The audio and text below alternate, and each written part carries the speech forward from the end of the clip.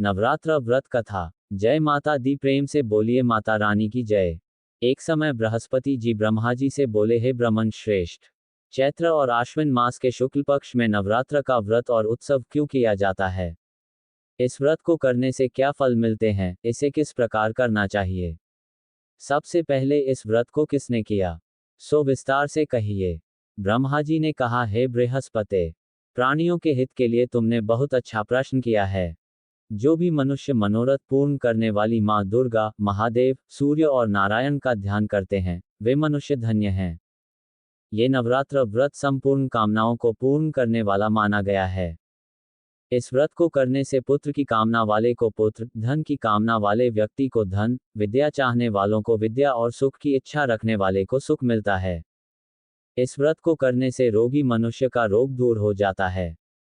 ये व्रत मनुष्य की संपूर्ण विपत्तियों को दूर कर देता है और घर में सुख समृद्धि बढ़ाता है।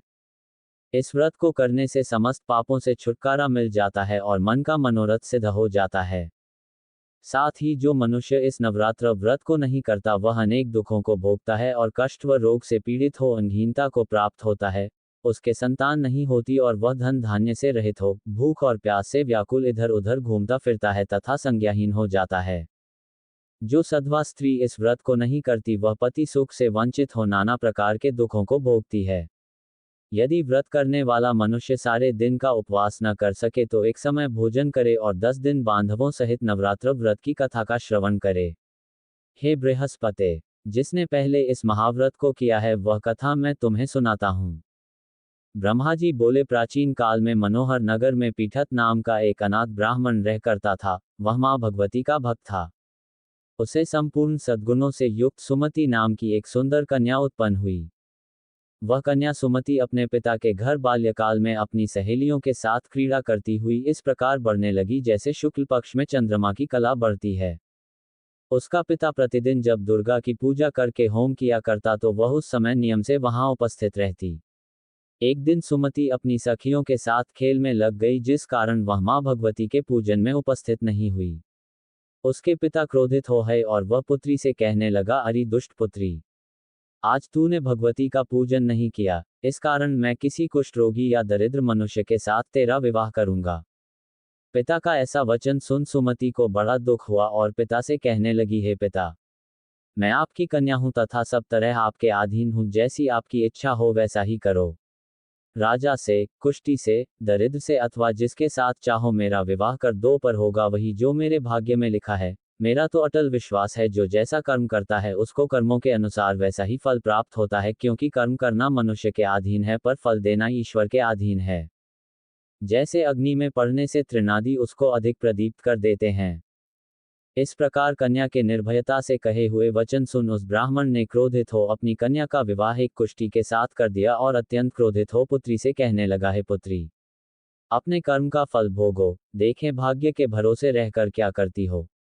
पिता के ऐसे कटु वचनों को सुन सुमति मन में विचार करने लगी, अहो, मेरा बड़ा दुर्भाग्य है जिससे मुझे ऐसा पति मिला। इस तरह अपने दुख का विचार करती हुई वह कन्या अपने पति के साथ वन में चली गई और डरावने कुशायुक्त उस निर्जन वन में उन्होंने वह रात बड़े कष्ट से व्यतीत की। उस गरीब बालिका की ऐसी दशा देख देवी भगवती ने पूर्व पुण्य के प्रभाव से प्रकट हो सुमति से कहा, है दीन ब्राह्मणी, मैं तुझसे प्रसन्न हूं, तुम जो चाहो सो वरदान मांग सकती हो। भगवती दुर्गा का ये वचन सुन ब्राह्मणी ने कहा, आप कौन हैं वह सब मुझसे कहो। ब्राह्मणी का ऐसा वचन सुन देवी ने कहा कि मैं आदि शक्ति भगवती हूँ और मैं ही ब्रह्मविद्या व सरस्वती हूँ। प्रसन्न होने पर मैं प्राणियों का दुख दूर कर उनको सुख प्रदान करती हूँ। हे ब्राह्मणी, मैं तुझ पर तेरे पूर्व जन्म के पुण्य के प्रभाव से प्रसन्न हूँ। तुम्हारे पूर्व जन्म का वृतांत सुनाती हूँ, सुनो। तू पूर्व जन्म में निषाद भील की स्त्री थी और अति पतिव्रता थी। एक दिन तेरे पति निषाद ने चोरी की। चोरी करने के कारण तुम दोनों को सिपाहियों ने पकड़ लिया और ले जाकर जेल खाने में कैद कर दिया। उन लोगों ने तुझको और तेरे पति को भोजन भी नहीं दिया। इस प्रकार नवरात्र के दिनों में तुमने न तो कुछ खाया और न जल ही पिया। इस प्रकार 9 दिन तक नवरात्र का व्रत हो गया। हे ब्राह्मणी, उन दिनों में जो व्रत हुआ, इस व्रत के प्रभाव से प्रसन्न होकर मैं तुझे मनोवांछित वर देती हूँ। तुम्हारी जो इच्छा हो सो मांगो। इस प्रकार दुर्गा के वचन सुन ब्राह्मणी बोली, अगर आप मुझ पर प्रसन्न हैं तो हे दुर्गे, मैं आपको प्रणाम करती हूँ, कृपा करके मेरे पति का कोढ़ दूर करो। देवी ने कहा, उन दिनों तुमने जो व्रत किया था उस व्रत का एक दिन का पुण्य पति का कोढ़ दूर करने के लिए अर्पण करो, उस पुण्य के प्रभाव से तेरा पति कोढ़ से मुक्त हो जाएगा।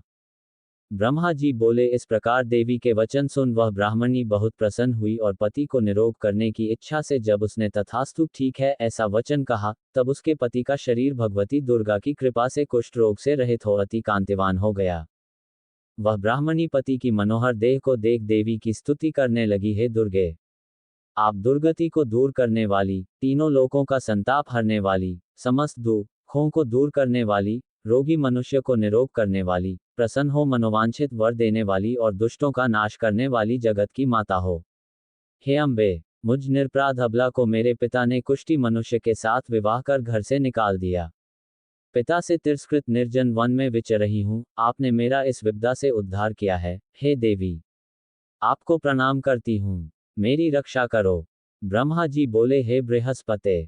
उस ब्राह्मणी की ऐसी स्तुति सुन देवी बहुत प्रसन्न हुई और ब्राह्मणी से कहा, हे ब्राह्मणी, तेरे उदाले नामक अति बुद्धिमान, धनवान, कीर्तिवान और जितेंद्रिय पुत्र शीघ्र उत्पन्न होगा।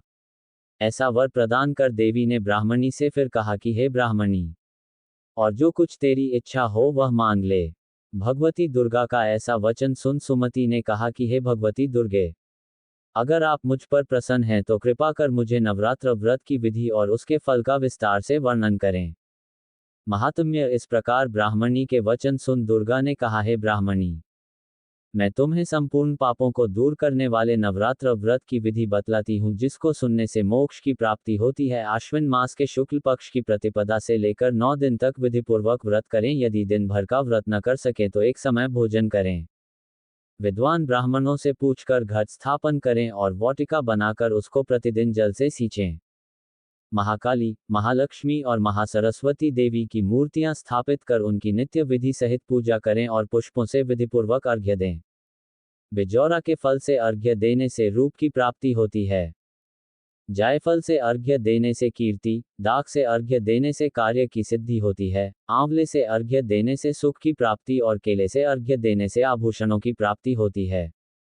इस प्रकार पुष्पों व फलों से अर्घ्य देकर व्रत समाप्त होने पर 9वें दिन यथाविधि हवन करें। खान, घी, गेहूं, शहद, जौ, तिल, बिल्व, बेल, नारियल, दाख और कदम्ब आदि से हवन करें। गेहूं से होम करने से लक्ष्मी की प्राप्ति होती है। खीर एवं चंपा के पुष्पों से धन की और बेल पत्तों से तेज व सुख की प्राप्ति होती है। आंवले से कीर्ति की और केले से पुत्र की, कमल से राज सम्मान की और दाखों से संपदा की प्राप्ति होती है। खान, घी, नारियल, शहद, जौ और तिल तथा फलों से होम करने से मनोवांछित वस्तु की प्राप्ति होती है। व्रत करने वाला मनुष्य इस विधि विधान से होम कर आचार्य को अत्यंत नम्रता के साथ प्रणाम करे और यज्ञ की सिद्धि के लिए उसे दक्षिणा दे। इस प्रकार बताई हुई विधि के अनुसार जो व्यक्ति व्रत करता है उसके सब मनोरथ सिद्ध होते हैं, इसमें तनिक भी संदेह नहीं है। इन 9 दिनों में जो कुछ दान आदि दिया जाता है उसका करोड़ों गुना फल मिलता है। इस नवरात्र व्रत करने से अश्वमेध यज्ञ का फल मिलता है। हे ब्राह्मणी, इस संपूर्ण कामनाओं को पूर्ण करने वाले उत्तम व्रत को तीर्थ, मंदिर अथवा घर में विधि के अनुसार करें। ब्रह्मा जी बोले, हे बृहस्पते। इस प्रकार ब्राह्मणी को व्रत की विधि और फल बताकर देवी अंतर्ध्यान हो गई। जो मनुष्य या स्त्री इस व्रत को भक्तिपूर्वक करता है वह इस लोक में सुख प्राप्त कर अंत में दुर्लभ मोक्ष को प्राप्त होता है। हे बृहस्पते, यह इस दुर्लभ व्रत का महात्म्य है जो मैंने तुम्हें बतलाया है। ये सुन बृहस्पति जी आनंद से प्रफुल्लित हो ब्रह्मा जी से कहने लगे कि हे ब्रह्मन, आपने मुझ पर अति कृपा की जो मुझे इस नवरात्र व्रत का महात्म्य सुनाया। ब्रह्मा जी बोले कि हे बृहस्पते, ये देवी भगवती शक्ति संपूर्ण लोकों का पालन करने वाली है, इस महादेवी के प्रभाव को कौन जान सकता है। बोलो देवी भगवती की जय।